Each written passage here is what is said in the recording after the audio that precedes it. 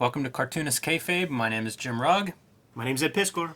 Excited to look at OMAC. This was my Rosetta Stone that really unlocked Kirby, so I can't wait to dive in, Ed. But before we do, let's hear about Red Room. It's going to start coming out in May 2021. That's the cover for issue number 1, Murder on the Dark Web for Fun and Profit. People are live streaming murders that people are pledging Bitcoin to have their dark requests processed by the enactors on the cameras, and those would be said enactors. A lot of copies of this have been pre-ordered so far. Very excited about that, man. Shouts to the Kayfabe audience for showing up in a big way. There are retail incentive variants for people who are going through the comic book shops. 5 copies unlocks the ability to purchase the Eddie P variant. You helped goose the numbers with the Red Room buyers with the Jim Rugg by way of Dan Clow's 8-Ball issue 1 variant. 12 copies of this get ordered by a store. They're able to get one of those for the house. 20 copies gets a Peach Momoko possibility in your comics buying future. She's a cottage industry unto herself, and she's exclusive to Marvel right now, so it was super cool to hook this up. And store in Maryland ordered 1,000 copies. Hit us up to let them know that they're making such a big order.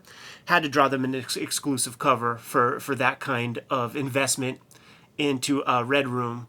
So that's Third Eye Comics in Maryland. They have several shops. And this past week, there are 3 new covers that have been constructed by smart retailers who have, put in that investment, and they have been selling bundles and things. Just finished one of the covers last night. So got a little typography to put on it and stuff, man, but we'll show them all off when the time comes. That's exciting. I enjoy those covers. It's going to be monthly, too, so get it put on your pull list.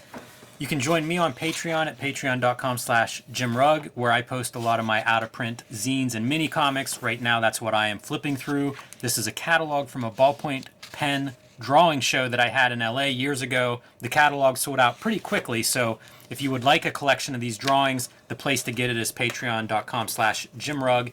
I also post a lot of original art, process, notes on why I make what I make and how I make it. If you're into what we do here on Cartoonist Kayfabe, you'll find a lot more of that on patreon.com/JimRugg. Great quads on that Galactic Breakdown guy. Yeah, there's some green blood flowing through those veins. But we're here, Ed, to talk about OMAC. Jack Kirby's one of his DC comics from the 70s, whenever he went there to do all his New Gods and Fourth World. He did several other series, and OMAC was one of those. As you see on the cover, a startling look into the world that's coming. This is an amazing, description for this series, because so many of the concepts that are in OMAC make a lot of sense to me in today's world. I had been buying Kirby comics at the time. I bought this at a flea market. I'd buy what I could find, and I knew Kirby from interviews, but I didn't really connect with his work until I got hold of this issue. I had read a few Kirby comics here and there. When I read OMAC, it just clicked. And it was like it unlocked every Kirby comic for me from that point forward. It just made sense to me, but this was the one. This is a much revered comic, too, by the people who were grabbing it off the stands when they talk Fourth World and stuff like that. Like OMAC seems to be at the top of a lot of people's lists as their kind of quintessential Kirby comic. What year did this thing come out, 1974. Jimmy? So I wonder, what is that in conjunction with Michael Crichton's Westworld? Because there are those elements of the robot people and enactors and the place that you can go to exercise your bad energies, right, and stuff, and that's a Westworld thing. So I wonder if Crichton was influenced by OMAC or Kirby was influenced by Crichton. I have no idea, because I don't understand. If you read this full series and if you read Kirby work, you see he has these concepts that I don't know how you would interpret this in 1974. It's so far ahead of even in the 80s, this would have been really far ahead of what was around you. So I don't know how Kirby was keeping up with science fiction and science future and concepts that he would put into his work, and OMAC is loaded with those concepts. I can't imagine reading it in 74, but it made a lot of sense to me in the 90s whenever I got hold of it. And I have no idea. You know, you think of his output, like how much was he even reading? Where was he reading all of this stuff? What was he reading that he was sort of conscious of where things were going to be 2, 3 decades into the future? I think about this stuff like I think of him with the proficiency of like mangaka and guys like Urasawa, we know the rigors of that job, and Kirby was a one man mangaka factory, and that's always been the question. Like Urasawa in particular, it's like, okay, Monster, that's a book about like a surgeon, so like there's all this accurate kind of medical information, and then you're going to do a book about a tennis pro, and then you're going to make a book about whatever, but it's just like all these different subject matters. How do you have time to do anything but draw comics and focus on your comics 24/7? Yeah, it's kind of mind blowing. But let's dive in, and we'll hit this stuff as we come to it. You know, this is the first issue. I think there were 7 issues that Kirby did, and then a couple issues after that some, I can't remember who took over the book. Byrne did a mini series about this in the 90s. You know, continuing the character. It's kind of a cool. I actually like that mini series. It's in black and white, but same deal. I think all of these cartoonist generations revere Kirby, so when you get to play with one of his characters, it's a lot of fun for everybody. But how about that for a striking splash page? Let's kick it off with a robot, a kit for a robot woman, and you see it's delivered in pieces. So some assembly required to put Lila together. It's a very arresting image. It sure is. Very disturbing as well. Beautiful color in the Fourth World books, and the lettering is always on point. Yeah, Mike Royer doing your inking and lettering on this issue, and possibly the entire run of OMAC. I'm not sure if it's Probably all him, but definitely the bulk of it. And you see, grab attention. You know, it's Kirby was a master of it. The 2-page spreads I always think of with his work from the 70s, and this one does not disappoint. And even the bleeding into the centerfold. Very cool storytelling approach here. Very it's a 90s storytelling approach, by the way, where it's like start with the main action, like the sort of climactic piece, and take us to the moment that it's all about to go down, and then take us back. You know, that's the start of like all those movies where yes. The characters are running, but you never seen that in a movie from this era. It's more futuristic pieces from Kirby. Yeah, and I thought when you were going to say the 90s storytelling, you're talking pin-up splash pages, right? Like a big cool... I mean, it's great visuals, all these pieces of the robots in various state of assembly next to, like, soldier workers that are assembling them, next to your warrior hero ready to destroy everything. And if you bother to read the caption, it talks about the hint of heartbreak that's coming in the world that's coming may hold because of the abuse man commits on his creations. It's loaded, man. It's Kirby wastes no time in this issue or in this series, which is another one of those contrasts with something like Fourth World, where that's a giant story. Yeah. If you get a random issue of that, you may have trouble making heads or tails of what you're seeing and who these characters are. OMAC feels like it's almost designed and delivered opposite. Like, pick up an issue and here's your adventure. OMAC has Superman colors, but like a more kind of like a darker palette with that blue. But it's blue, red, yellow, and in the Fourth World, they would use 100% plates so much on almost everything, but like the flesh of the face. Right. Yeah, it's at this point. I mean, it's Kirby is codified at this point, so you're definitely it's the language of superhero comics, and he still happens to be a very strong practitioner of it at this stage. Like, I love this panel where everybody's running from OMAC, after he gives the command that he's going to destroy it, and we get a moment to kind of look around and see what's going on. Doesn't mean as much as it will once we've read through the story and we get to see what the backstory is. Right. But I mean, here he is talking to this robot who he's going to destroy. I wonder what Kirby thought when he saw his first mohawk. You know what I'm saying, man? Because it's like a futuristic haircut or something, and they kind of existed. Taxi Driver comes later, but there was a wrestler called Don Eagle, and like even to this day, when my dad sees a mohawk, he calls it a Don Eagle. Wow. Because like that was like the only mohawk you would really see back then. But Man, what a commitment if you're that wrestler walking around with that, the other 167 hours and 45 minutes a week. Right. Maybe you wear a hat a lot. One of the first famous screw jobs, by the way. Oh, interesting. You can find it on YouTube. Something I'll look into after this. Great Royer sound effects. Yeah, OMAC's costume is pretty strange. With that eyeball. The eyeball, Masonic the mohawk, imagery. it's just all kind of a bizarre... Because it's a weird mohawk, with that straight out piece from the back.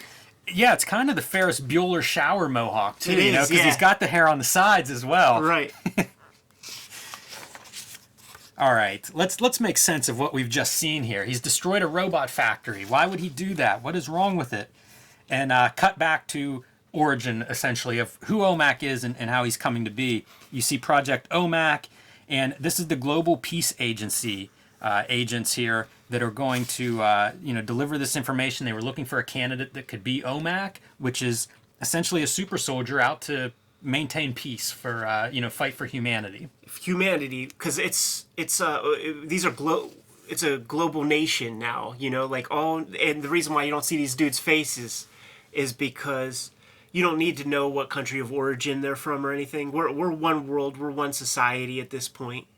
Yeah, and the reason they need an OMAC is because the world can't afford violence that it's capable of at this point. You could destroy the world with what's out there. So this violence, large or small, could destroy us all. And that's why we've got to have an agent like OMAC that can go out there and keep us safe. Has to be wild to think about. Like, Kirby grew up in a before and after the bomb, right? So it's like in his lifetime, a device was created that could destroy the whole planet.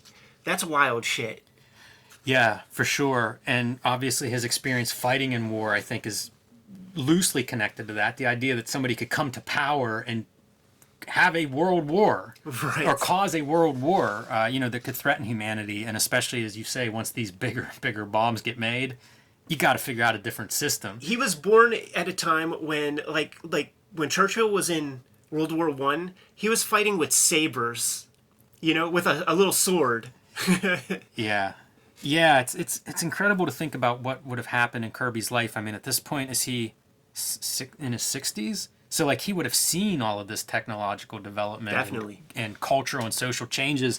Yeah, it's pretty great to see him processing all of that. This is not a 24-year-old with an idea for a movie. Right. This is a lot more on these pages. It's cool. The GPA, of course.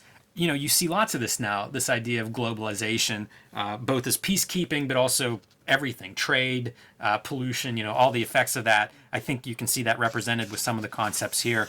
And I point that out because so much of what I think is impressive with OMAC is how many of the concepts make sense today, not just robots or AI, but there's a lot of social comments too scattered throughout here. That's that's you can read about that right now. It's something people are struggling with. The all-seeing eye of satellite imagery. Yes, so a big part of OMAC's powers come from his connection to Brother Eye, the satellite uplink, which now we're all OMACs. We all have connection to this kind of information on our person. I love Kirby so much, man. So smart. I love his writing. I love when he is making the comics lock, stock, and barrel.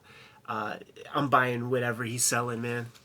Yeah, this is such a great period where it feels like he has that creative freedom to be himself. Yeah. He's a master of the first issue, too, man, of just setting up, these series. He's just so good at it. He's got way more than his 10,000 hours practice under his belt of, making first issues. And easy to read. The totally. Storytelling's so clear. It's like, okay, Buddy Blank's the candidate for OMAC. Buddy Blank, cut to Buddy Blank. Yeah. And he's in this factory, right? And he's I forget the Pseudo People Inc. The offices of Pseudo People Inc. And even that's kind of you could imagine a company called that. For sure. He's one of these characters that you happen upon these kind of people in life who it's like people don't like them, and you meet them and you're like, he seems reasonable enough, but I've been with people who would get mad disrespect, and I'm like, they seem well enough, but they're putting off some piece of energy. It's true. That other people are not responding to in a favorable way at all. And he captures that with his Buddy Blank character. Yeah, that's like social psychology stuff where it's a person that exhibits something, an unlikable characteristic, a weakness, asymmetrical face even. yeah, and it becomes preyed upon, and that's what you see with as we get to meet Buddy Blank here. One, the jock tough guy steps in when he's trying to talk to this pretty secretary, and it's like, you get out of here, Buddy Blank, and just in time for the supervisor to be like, what's the excuse this time? Constantly causing this trouble, and he's walking away. Another guy trips him. It's a pretty unpleasant life Buddy seems to be leading, and nobody really likes him. And you know what? That's where I would see it, like when I was a kid at school, because like teachers would be like even yelling at like the weakling kid, and it's like that kid just got a cupcake smashed against him, and like you're yelling at him, like it's so weird. It's a bummer with kids too, because often I think like part of it is what they're bringing from home. Sure. Like it's somebody that's got a bad home life too, and now here they are at school, and it's terrible at school too, and it's just like so hopeless. But his supervisor says he has a persecution complex. Right. Constantly blaming other people for He's gaslighting him. whatever's going on there. He just can't win. So he has to go to take care of this bad vibe that you're experiencing. And how do you do that? Go to Westworld, man. Yes. Go kick these dudes in the butt. But he's a nice guy. He's like, they look a little too lifelike. I'm not gonna kick them in the butts. It's hilarious to see other people responding though, like in the destruction room where you just get to break stuff, kicking this dummy. Too bad, man. Kicking them is real fun. Too bad you're missing out, buddy. And poor Buddy Blank, he just can't quite figure it out until he runs into Lila, who gives him some attention. Pretty girl, touches his hand, and it's a nice moment for him. Buddy's feeling pretty good about it. And who are these guys spying on them? Commies. They're from The Reds. from a different division of pseudo people, Inc. So they come and gather up Lila, and they go back to their Section D, authorized personnel only. Well, Buddy can't stop thinking about Lila and ventures into Section D, where he finds he's met with these guys with guns, and he doesn't have the clearance to be down here. What's he think he's doing? So they sit him down, and they show him a video. Pretty girl talking to this guy. They're connecting. We did the Black Canary issues with Alex Toth, and somebody sent us links to Alex Toth's commentary about that, and a lot of the problems that he would have with the comic were in the color, and he was talking smack on the color, specifically the kind of blue color of the gun would be matched up against like the blue hair of some of the girls. So like that's a nice treatment of like how to separate gun from body. Yes, and important with a lot of artists, whether it's a Jeff Darrow that's super busy line work, and it's like make sure that color can help clarify it, but also Kirby, if you're going to mark Kirby markings on everything, again, give us some colorist has to help a little bit. Yes. So the video that Buddy sees is one of these pretty girls like Lila, who explodes upon contact with this guy, and Buddy's horrified. You sell murder? These are assassins that they're creating. Yeah, just little bombs, dude. Maybe this is the origin of the Frank Miller bomb kids from Dark Knight Returns. Makes me like those bomb kids now. One of them, if they don't get detonated, they grow up to be Leela. Oh, jeez. And at this moment, whenever he's objecting, this could start a war. This kind of assassin. And destroy Earth. Like we've established that there are weapons out there that'll just kill the planet. Well, Buddy's seen too much. They're not letting him out of Section D anyway, except this is when OMAC asserts himself. Fucking love it, man. That's a great Look at him superhero origin sequence right there of just the transformation. Looks super cool. That Kirby wide stance. I feel like that's one of those power poses that you would see all the Image guys. I remember Rob Liefeld and Jim Lee drawings of like Wolverine where their legs are like 180 degrees. It's the Van Damme split. Got the nice chops on the side of the face, man. Got the Ferris Bueller mohawk, as you said. You get to see it prominently right there. It's a good shot of him. Really well done for just a third of a page, man. That's practically a splash page. I would accept that as a 2-page spread, by the way. But he's there now. You know, this is an evil part of this company, and he is going to stop it. They do their best to slow him down, but nothing works. You know, whatever they throw at him, a crushing room that he breaks out of, open up the floor to reveal a fiery pit below. I guess where they're smelting their metal and things. Yeah, yeah. But again, not going to stop him. He's got to do the Van Damme split to, propel himself up there. The physiognomy, the look of all of the heavies, man. You'll never mistake them for nice neighborly sorts. Yeah, those are not your heroes. And he makes very short work of these guys. Look at that for a gun. You know something, like a lot of, like, everybody appreciates Kirby, of course, so we talk about it constantly, but like, as a maker of comics, like I'm laying out like my next issue and composing the stuff. With that mindset, looking at this comic, it's like he is just such a smart creator. Like the way he composes these panels and stuff, we take it for granted, and we've blasted through 15, 20 pages or something already. The compositions are amazing. You know, like he's entering the phase, to me, like his mid-70s period. Every page is well composed, and in every panel is well composed as well. So it's like each individual drawing works by itself, but as a whole, it all works. It's incredible. It's the only thing that could happen if you did 50 years, 60 years of comic making. No wasted, nothing wasted. Definitely not. I love this. It reminds me of Stephen Platt shells just flying out of this gun. And look at that, man. There's no reference. Like obviously this is a future setting, but that's like iconography for gun. Yes. We read it as gun. Oh, man, and we read this as waste and destruction. Yeah, man. I love how this looks. Really great to see him in the middle of that, like, backlit from the fire and stuff behind him. Pretty much the soldiers and the workers there just run away after he's dismantled their setup a little bit. They mostly flee, and it leaves him now with the task of destroying all of these these bombs, these human robot bombs that this company's creating. And, like rereading this, she's appealing to Buddy Blank, and kind of begging for her life, and he's there to destroy. These things are evil and vile. It's so wild to me to read this now, where like we think about AI. Like how many robots are we interacting with on a daily basis through social media and stuff? There's so many stories out there now where it's like the human version of this. He does it a little bit when he gets into Machine Man. Right. The idea of like, let's make the robot human. So reading this, I was surprised by how strong this sequence is. This could have been a nothing. And part of it is contemporary look at robots and AI. And part of it is thinking about Buddy Blank. And it's like the only thing he's ever connected to is this robot that OMAC now has to destroy. That's great. You talk about awesome. A good first issue. Like, that's a whole story arc. Yeah. A couple of them, in several ways. And especially if this were done today, this would be the entire series would be this issue.